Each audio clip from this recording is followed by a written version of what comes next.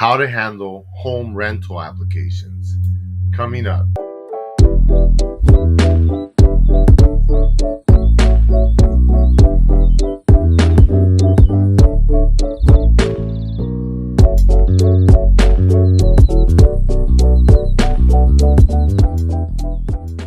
Hi everyone, this is Dr. Ernesto from AttaBoyCowBoy, and this channel we give you health and wealth tips to help you be more successful. Now today we're going to go over home rental applications for tenants. Now wherever you have an open house and anyone that comes in and asks for an application, give them an application. Now you're going to run into people that obviously don't qualify, they don't have enough income, they have evictions, they're involved in lawsuits, or they're rude or they're disrespectful or whatever the case might be. But nonetheless, give everyone an application, otherwise they can use that against you. Remember, whatever you do, there's always attorneys that are doing fishing expeditions. They send people called feelers. They'll send them to your open houses and they'll ask you questions. They'll try to see if they can catch you, being discriminatory or something like that and get you into problems. So you want to avoid all that. Just give everyone an application. If they want to apply and waste their money, that's up to them. Let them do that. But you don't have to accept them, but you do have to give an application. That'll just be easier for you. Now, that being said, we don't print up applications. That's a waste of money. Just use digital applications. We use email. We email to people. It's very, very rare that someone doesn't have an email account or know how to get access to one. Sometimes people don't have one, but they have a friend or a family member that does, and they usually can help them out. So just do everything electronically. That's much easier. You don't have to waste paper and ink and stuff like that. So here, let me just go over what we're looking at here. This is my email account, and I have a folder that has multiple documents that we use for renting, for tenants and everything else. So we have easy access to them. And here's the home rental application email. We forward this to them. So I have them text me their email, and then I put it in here and I send it to them. And here's the application of rent, which we'll go over in a minute. And then I have some instructions here. And let me just go over the instructions I have here. It says, "Hello, and thank you again for stopping by for the home showing today. I appreciate your time and consideration." Always be appreciative, because people made the effort to drive out to your place. So regardless if you like them as a tenant or not, they still made the effort. So be appreciative. Fill out the application completely, because people always leave out things. They feel like they don't want to share personal information, so they leave out stuff they don't want to share, or things that are convenient for them. Maybe they don't want you to know about their previous landlord that evicted them, or whatever the case might be. So make sure that you write that in there completely. Incomplete applications will not be accepted. When you're ready to send your application, please text me. I have my number there, and I have some X's there, so it's not floating on the internet, which it probably already is anyway, but I just X it out. And let me know when you're sending it so I can confirm receiving it. Sometimes their emails go into spam, or they write your email wrong or whatever. So I always ask them to confirm so I can go and check, because I've had some really good tenants that seemed like they were going to apply, and I get the email and I thought, what happened? So just get a confirmation just to make sure, because things always happen. If you have any questions while filling out the application, please text me your questions. I don't like people to call me, because they'll call me and ask me line by line, and I don't want to be filling out an application for someone in 20 minutes. I got better things to do, and I'm sure you do too. So don't invest your time in that. They got to ask their neighbor, their friend, or somebody. You should be able to fill out home rental applications on your own. It says the application process is first come, first served. Oftentimes here in Los Angeles, we'll get 30 people to show up at an open house, and they all want to rent. So you just got to be fair. You take first in, first out. You go down the list. And that's why I have people email me their application. I used to have them do it on paper, and I just have them email. You can see the date and the timestamp of when they sent the email. I start at the top. You go one by one. You go over them. You review, their income. You look at their rental history. You start calling around. You do a background check. You do a credit check, and then you look at if they have things you can live with. Not everybody's perfect. There's going to be people that are going to have bad debts and stuff like that. But most of the time, we'll let a lot of that stuff go. The only thing that we don't deal with is we don't deal with people that have been evicted or are involved in lawsuits, because that's just messy. Not everybody needs to be in lawsuits, but people that are attracted to that kind of lifestyle, they're problematic. So we try to avoid that.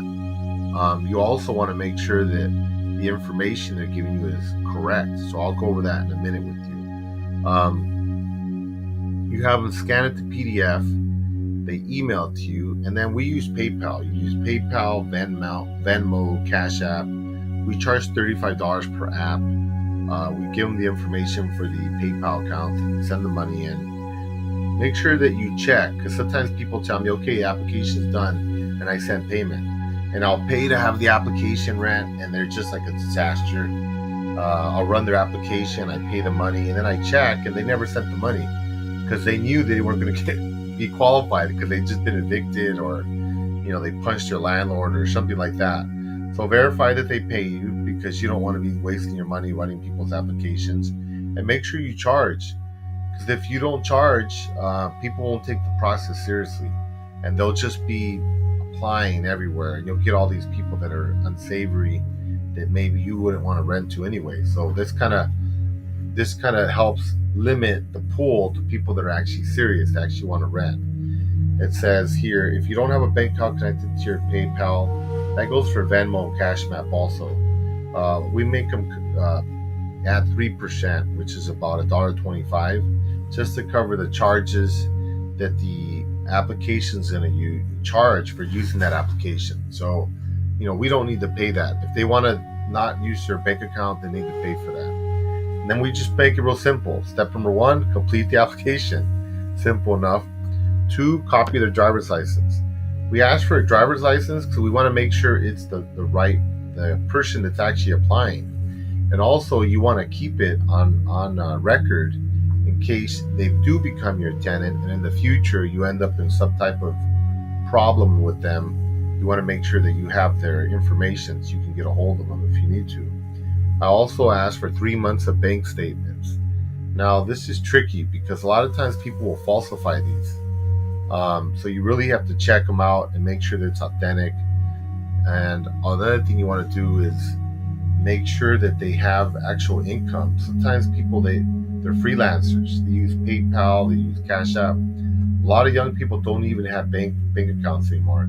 We make our tenants get bank accounts. I mean, you gotta have a bank account. We want checks. We don't want to be Cash Apped every month. We need a paper trail. So you want to make sure that if they're going to become your tenant, have them get a bank account and make them write you checks.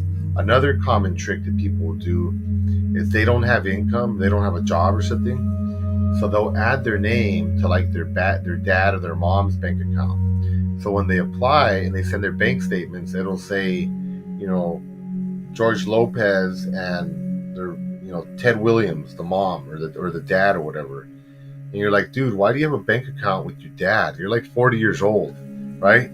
But that's a common trick people do because for some reason, a lot of people are anti-establishment. They don't want to get bank accounts. They want to do everything in crypto. They want to do everything in whatever, Cash App or PayPal or whatever.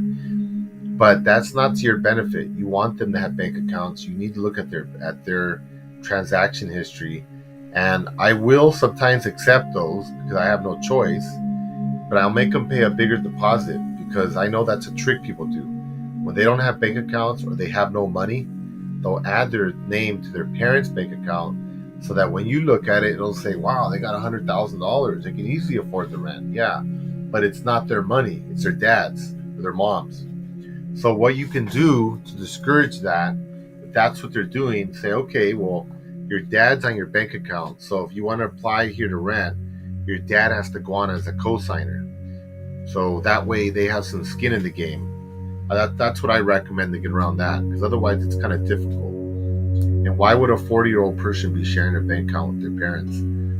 I don't know. But anyway, and then it says here, please do not disturb the tenants in the property.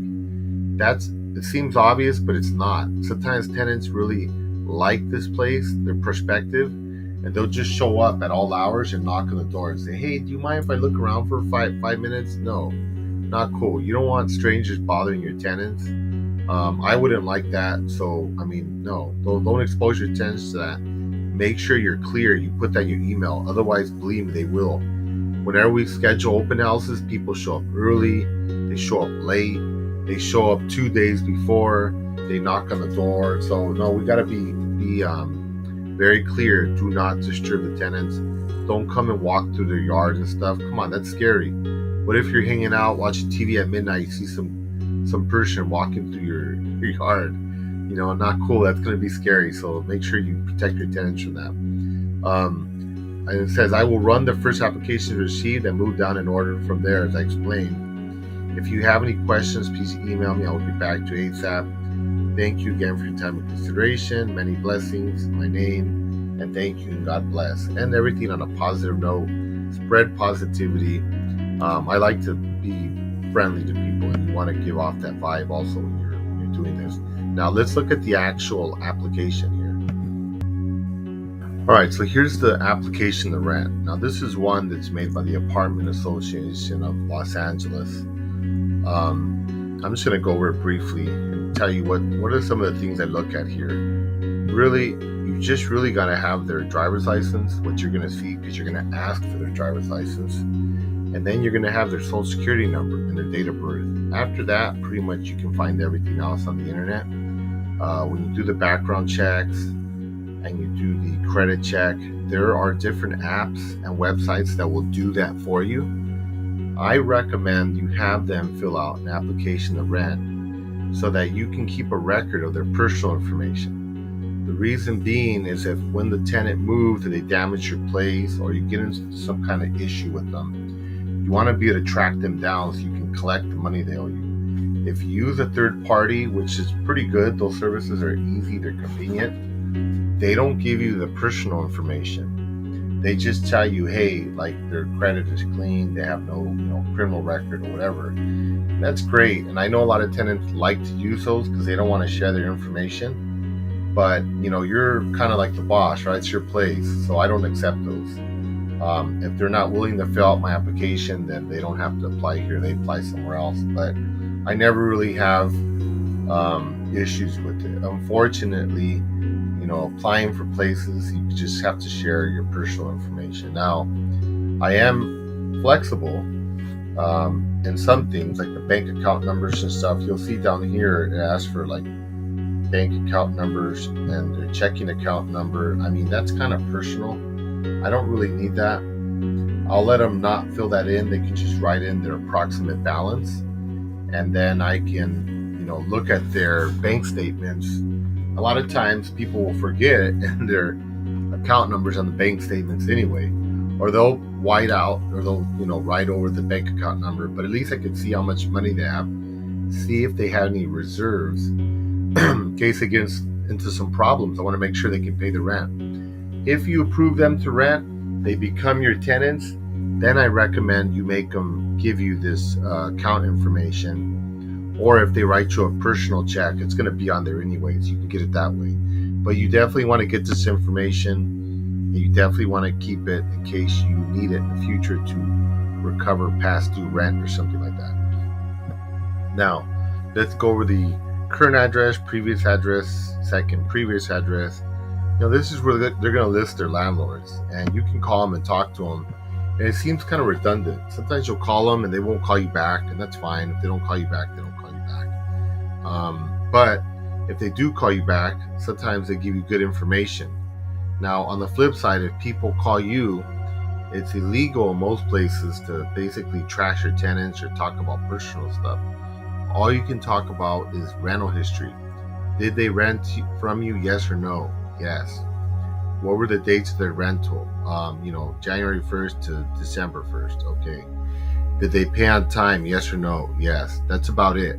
Now, you're not really supposed to go beyond that, so I don't really recommend that because someone could be recording you. But oftentimes when I call their landlords, I don't ask. They just start offering up. They'll just start saying, you can ask. You could say, well, what was he like? Or he or she, what was that person like? And sometimes they'll say, well, I can't really get into that, but they paid on time. That's what you should say. But when I ask, a lot of times they'll start telling you, oh, this guy was awesome. You never bothered me or whatever. Or they'll say, oh, he was a pain in the butt. He'd call, he'd complain. Oh, okay. So you might get information one way or the other. So just ask. Doesn't hurt to ask. And if it's a pretty smart landlord or whatever, they know the laws, they probably won't tell you anything. But most of the time, people just tell you anyway. They don't seem to care. I'm a little bit more cautious. I try to avoid issues, so I don't give out information about tenants that way. Now, current employment, previous employment, obviously you want to check that. Just call. And again, people can fake that stuff, so I don't base it on that. I'll look at their monthly salary. I want to make sure they're making at least 3 times the monthly rent amount. Sometimes I'll be flexible. I'll do 2.5 if they're really cool, but usually I want at least 3 times because that means they're not going to struggle. So if they make $2,000, they have to make, let's say, $6,000 a month in their monthly income. And again, this can be faked. They can put names of their friends or whatever. So don't base it on that. Look at what it says here and then compare it to their bank statements to see if it's accurate. And then this is just regular information about what they plan to do. They're going to rent, and then they'll put other people here. This is how you're going to know if they're planning on bringing people, because sometimes they'll tell you, hey, I'm going to move in by myself. And then when you look at this area here, they have 3 kids, or they have 2 girlfriends or whatever, and you're like, hey, why aren't these people all have to apply? A lot of times people will apply and they'll say it's just them, and they'll sneak in their boyfriend, their girlfriend, because that person has an eviction on their record, or they have some other issue, they're a pedophile or whatever. I don't want that. So you keep this as a legal document, and that way after they move in, if they move in their boyfriend and they said they're going to live alone, you can evict them for that, because it says right here, it clearly says check here, check if this box is checked here, shall be no additional occupants. Well, they lied on their application, so that's grounds for eviction. And you want to make sure that they are honest with you from the start. You don't want to deal with people that don't have integrity. Now, additional information, it'll ask all this stuff about credit problems, convicted of felonies. You're not supposed to ask a lot of that stuff, but if you put on the application, they answer it. You want to know if they smoke, have musical instruments. You want to know if they're going to be a pain to you or your other tenants. I don't really like, I don't allow people to smoke on the properties. Anything, cigarettes, marijuana, whatever it is, because whatever it is, it travels and it goes into the windows and you're going to get complaints. So I kind of want to know ahead of time if they do that. And again, if they say they don't and they move in and they start smoking marijuana and all the neighbors are pissed off, you can use it to evict them. You say, hey, you didn't say you smoked.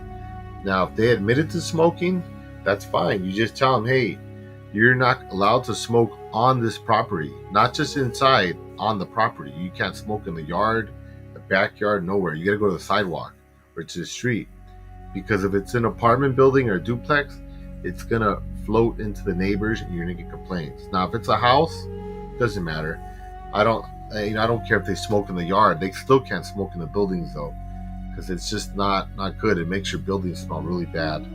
So again, all this stuff is kind of like protecting you. You want to make sure you get all this information. Credit references, again, you just want to make sure that they're not buried in debt. If they have card payments or credit card payments, all that kind of stuff, make sure they list it on there. And anyway, a lot of that will show up when you do their credit check. It will show up what open accounts they have. Now, tenants will sometimes try to download their own applications and send them to you. Like they'll say, oh, I just did one. I just applied to rent this other place. Can I give you that one so I can save $35? No, don't take them, because people get those and they doctor them up with the computer. It's very easy to do. I've caught people doing that before, so don't. Get their information, run it yourself, and then you can ask them. Like if you see on there, hey, on their credit check, it says they lived at, 8208 Borson Street, Fontana, California. Ask them, hey, did you ever live in Fontana? They say, no. Say, well, why is it on your application? Then they're probably lying. They're probably using someone else's identity, which also happens. So ask them some questions on there to make sure that they're the right person. They're not faking it. Sometimes someone tries to rent an apartment for somebody else because they don't have papers, they don't have credit, they don't, they've been evicted. Who knows? There's a lot of reasons. So people try to pull the fast one on you. Emergency contacts, I always like to have that in case someone dies or they have a heart attack. I've never had any of that stuff happen, but I've had people get sick with COVID, and it was good to have their emergency contacts in case I need to call their parents or something to get them because they wouldn't get vaccinated and they died or something, which, does happen. And then, obviously at the end, vehicles. Want to know what vehicles they have? So if they list on here, they have one car, they have a Ford, and then they rent the place, and now you see 3 cars, and there's like a bunch of, foreign cars there or something. You're like, hey, whose cars are these? You said that you only had a Ford.